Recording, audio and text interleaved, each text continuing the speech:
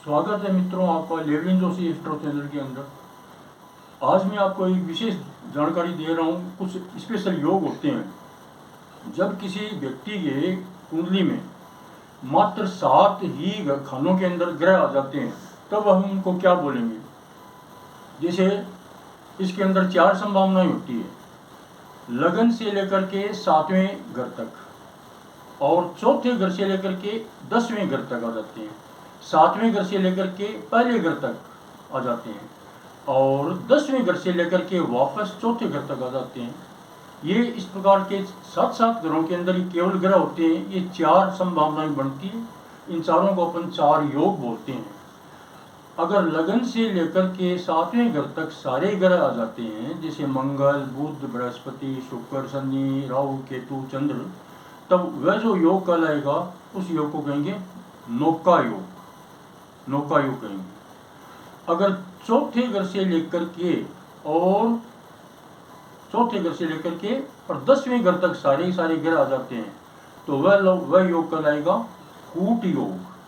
कूट योग, कूट योग। अगर 7वें घर से लेकर के वापस पहले घर तक ही सारे ग्रह आ जाते हैं, जैसे जो कुंडली का दृश्य चक्रार्ध जो दिखाई देने वाला पोर्शन होता है, कुंडली के 2 भाग होते हैं, एक दृश्य चक्रार्ध, एक अदृश्य चक्रार्ध। अदृश्य चक्रार्ध का मतलब जो भाग कुंडली का 12 खानों का हमें दिखाई नहीं देता, यानी जो पृथ्वी के नीचे अस्त होता है, वो अदृश्य चक्रार्ध। यहाँ पर 7वें खाने से लेकर के पहले खाने तक जो ग्रह आएंगे वो कहलाएगा दृश्य चक्रार्ध में जब सारे ग्रह आते हैं वह कहलाएगा छत्र योग। और उसके बाद में वापस केंद्र से शुरू होते हैं, केंद्र तक 10वें घर से लेकर के 11वें, 12वें, पहला, दूसरा, तीसरा और चौथे घर तक सारे ग्रह आते हैं, वह कहलाता है धनुष योग यानी चाप योग। ये 4 योग होते हैं। चारों योगों के जातक को अलग अलग जो रिजल्ट भोगने पड़ते हैं। सबसे पहला इसमें आता है नौका योग। जैसा कि नाम से जानते हो, नौका मीन्स नाव चलाने वाला,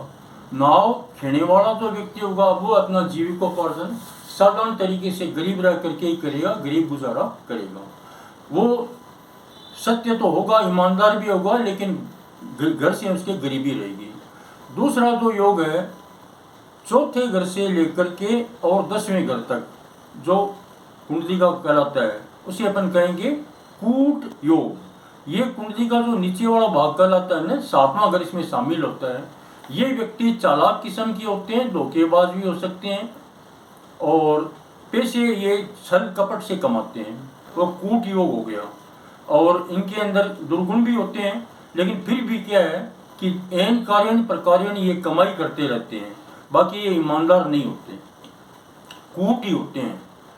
अगला जो योग कहलाएगा 7वें घर से लेकर के 8वें, 9वें, 10वें, 11वें, 12वें पहले घर तक वो जो योग कहलाता है उसे छत्र योग। जैसा कि नाम से विदित है छत्र योग, उसके सिर पर छत्र यानी कि राजा के समान जिंदगी जीता है। वह कुंडली का जो दृश्य चक्रार्ध होता है उसी के अंदर सारे ग्रह होते हैं, सूर्य, चंद्र, मंगल, बुध, बृहस्पति, शुक्र, राहु, केतु, चंद्र। ये सारे जो ग्रह हैं ये दृश्य चक्रार्थ में होने से व्यक्ति पावरफुल हो जाता है और शासन भी कर सकता है वो, और अच्छे पदों पर भी जा सकता है और ईमानदारी भी बरतता है। और उस व्यक्ति के अंदर गुण होते हैं, कहते हैं ना उसके सिर पर छत्र धारण किया जाता है, यानी उसका सम्मान सब जगह होता है। उससे जो अगला योग होता है वो चौथे घर से लेकर 10वें घर से लेकर के 11वें, 12वें से लेकर के वापस लगन से होता हुआ दूसरा, तीसरा, चौथा घर यानी केंद्र से केंद्र तक, वह योग कहलाएगा चाप योग।